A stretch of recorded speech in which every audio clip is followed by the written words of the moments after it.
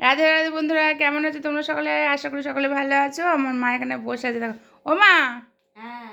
খিদে পেয়ে গেছে? না না, গোবিন্দভোগ চালের পাঁচমিশালি খিচুড়ি খেলাম, ফুলকপি আলু দিয়ে। ওই মটরশুঁটি দিয়েছিলাম। মটরশুঁটি হেভি টেস্ট হয়েছিল। হ্যাঁ, ওর জন্যই রান্না করতে দেরি হয়ে গেল, খিচুড়ি রান্না করতে গিয়ে। নাও দেখাও কি কি রান্না হলো। ভাত,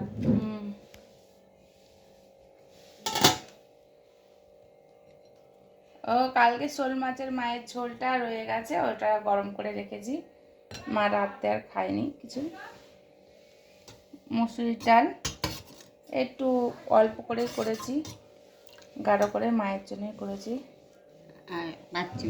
এটা পাঁচমিশালি না, এটা কী বলো তো, ফুলকপির ডাঁটি দিয়ে, তারপরে বেসিম দিয়ে, মূলো দিয়ে, আলু দিয়ে এটা চচ্চড়ি। এই চচ্চড়িটা খেতে দারুণ লাগে, ধনে পাতা দিতে হয় লাস্টে নামানোর আগে, হেভি লাগে খেতে। আপনারাও করে খাবেন, দেখবেন ভালো লাগে খেতে। আর এটা রুই মাছের ঝোল করেছি।